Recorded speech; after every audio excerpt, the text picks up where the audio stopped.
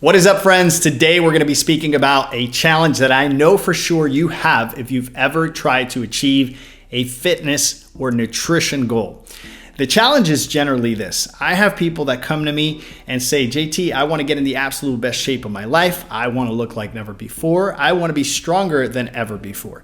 And even though all of those statements are great, the truth about these statements is that they're very ambiguous and they don't carry clarity with them. So today we're going to get very specific.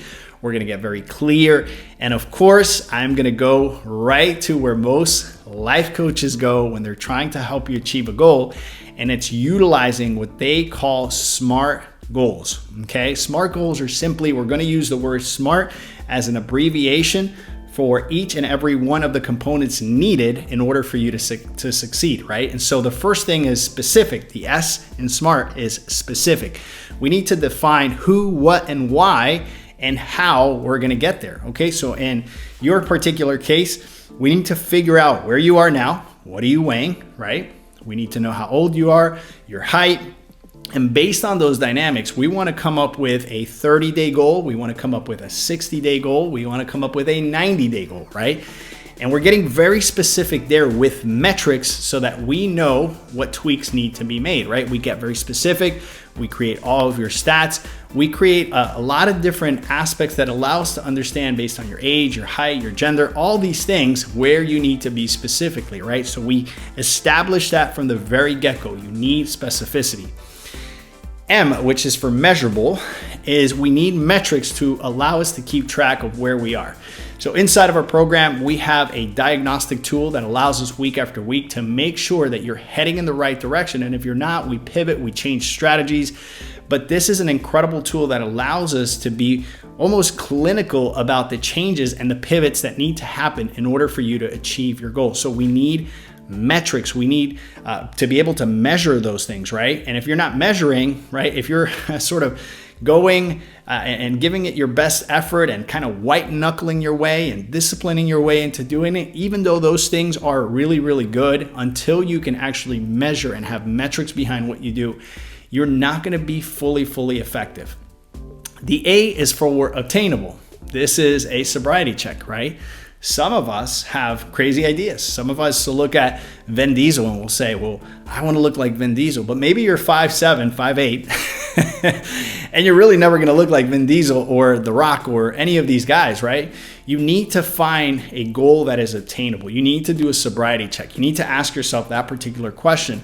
Is this thing that I'm aiming for, is it logical? Is it reasonable? And is it doable? Now, when you ask yourself those questions, that doesn't mean that you have to play it small or anything like that. I want you to dream big. I want you to reach for the stars, but you need to do a sobriety check and make sure that what you're looking to achieve is attainable. The R is for relevant. Is this goal, is this goal connected to an emotional why? Is this goal connected to an emotional why? There are many books out there on the importance of the why, okay? Most humans don't do things, extraordinary things at least, out of just the what, but more importantly, out of a why. So the what is not as important as the why. We need to understand, we need to be connected emotionally to the goal, to the particular thing that we're doing. So in terms of fitness and nutrition, what this looks like is oftentimes people come to me and say, JT, I'm looking to get in shape. I need to eat better. I need to look better. And I'll say, why? And they'll say, well, I want to look better. Great. Why? Well, I want to be healthy. And then my question is why? And generally I go about 7 whys in, right? And what I notice is that initially, the initial why is always sort of a superficial why, which that's valid as well, right? People want to look better. People want to feel better. All those things are fantastic. But the true 7 deep why, the 7th question that I ask, why, is generally when I hear people sort of break down and give me an emotional understanding for why they're looking to achieve their goal. And that, my friend, becomes very relevant, and that becomes the fuel in their belly that allows people to get through adversity, hard times, stagnation, desperation, all those Asians, right? That hit you when things get difficult. If you don't have a strong why, you're not gonna really go for it.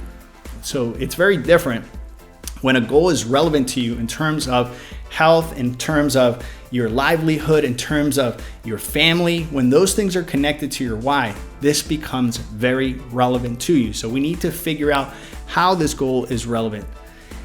Lastly, we need for it to be time-based, right? We have a desire to do lots of things in life, but we have this sort of foe in our lives called procrastination.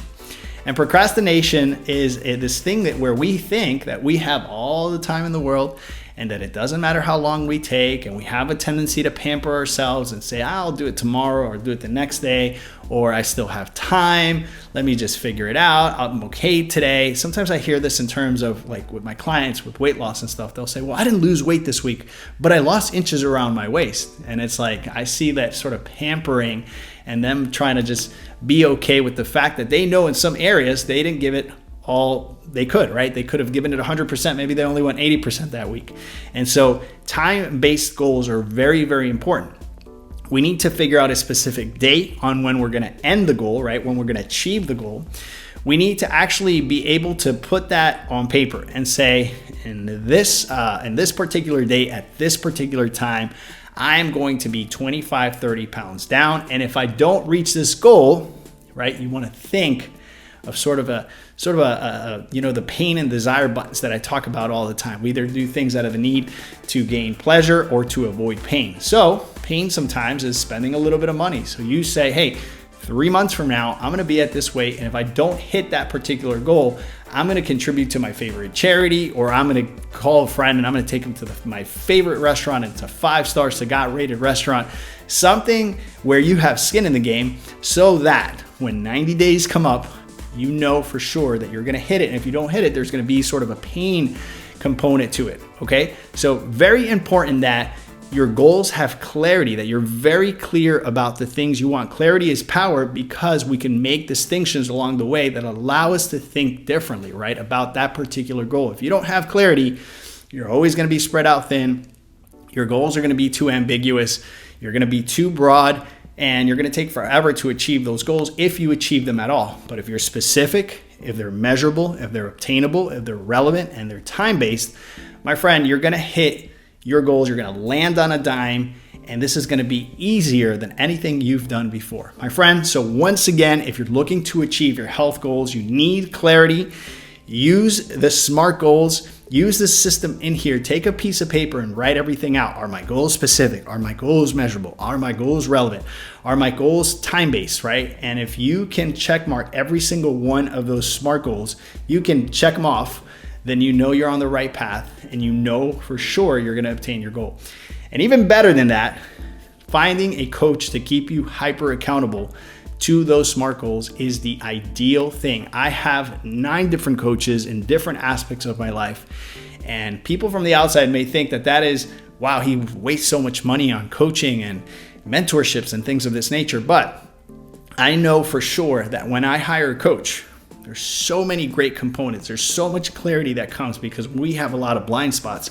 And so a coach not only allows us to identify those blind spots, but they keep us accountable to our commitments. You know, when we're excited, we make all these commitments, we say all these things, and then things get hard. We sort of retract, we pull back, and our coach is there to call us out. And so to this clarity, add a coach that can help you see your blind spots.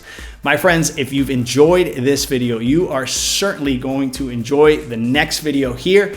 Go ahead and click on that video, watch it, enjoy it. My name is JT Tapias, professional fitness life coach with the Empty Your Bucket Nutrition Plan. I hope you enjoyed this video on clarity. I'll catch you guys soon. Ciao, ciao.